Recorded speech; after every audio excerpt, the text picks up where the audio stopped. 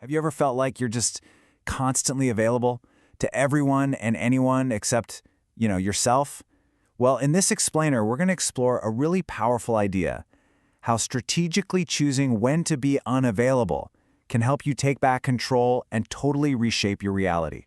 Wow, this quote really cuts right to the heart of what we're talking about today. See, this isn't about being mean or cold. Not at all.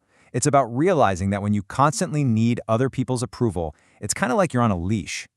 The second you let go of that need, you snap that leash. You break a really powerful cycle of emotional manipulation. So, how do we get caught in this trap in the first place? Well, it usually starts with this simple, deeply ingrained idea we're all taught, that our value is directly tied to being a good, helpful, and always available person. But yeah, there's a serious dark side to that. I mean, think about it. From the time we're kids, we learn that being helpful is a virtue. And it is. But when it goes unchecked, it doesn't make you a saint. It just makes you predictable. Your constant accessibility actually becomes a kind of prison, and you become incredibly easy for others to use. And this is what happens. You become the go-to person for every single crisis. You're the one everyone expects to drop everything at a moment's notice. You're not really seen as a person with your own life and your own needs anymore. You're a utility.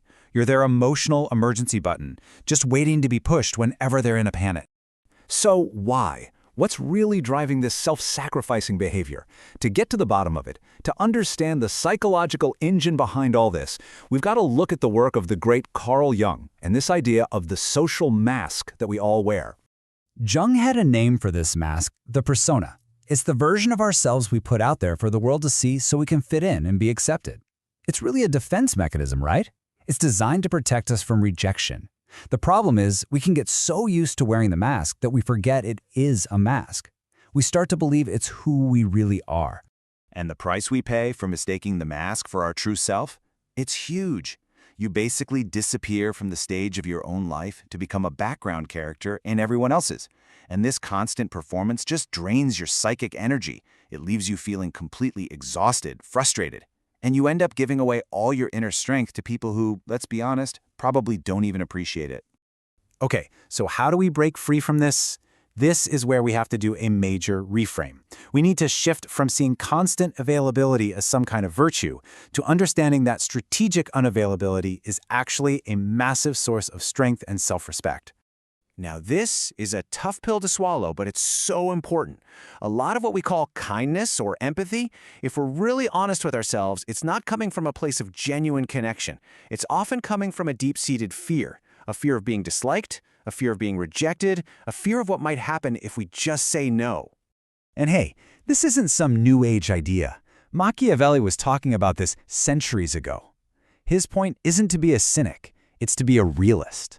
In a world full of all kinds of people, trying to be good and available to everyone all the time, well, it's not just naive, it's actually self-destructive. It really boils down to this: respect isn't just given away to people who are always around. It's earned. Value is created through scarcity. It's created through having the power to withdraw your time and energy, and having the courage to be misunderstood by people who are used to having unlimited access to you. All right, let's get practical. Let's dive into the how. It's one thing to understand the theory, right? But how do we actually put this into practice in our daily lives? It all starts with mastering what we can call conscious unavailability. Let's break this down.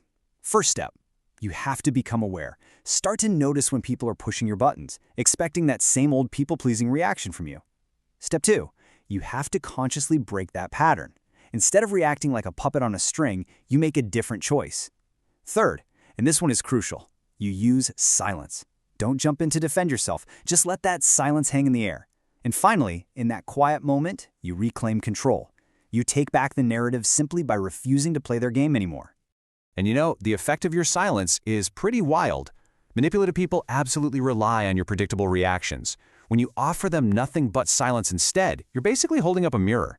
You take away their target, and suddenly they're forced to confront their own chaos, their own internal noise. And for a lot of them, that is just unbearable. Now, this whole process isn't just about managing your relationships with other people. The ultimate goal here is a really profound internal shift. It's about achieving a state of wholeness where you and only you are the author of your own life. Jung called the space for this inner work sacred isolation. Now, don't let the name fool you.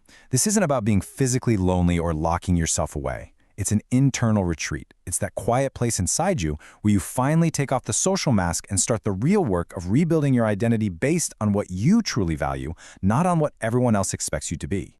So you're basically transforming from a reactor into a creator.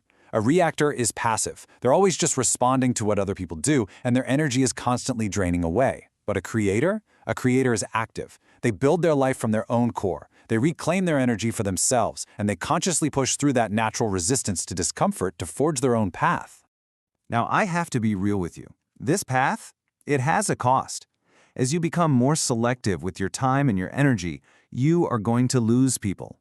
The ones who only valued you because you were useful and always available, they're going to get irritated. They might even call you selfish. But here's the thing. You might be losing their presence, but you are gaining your own.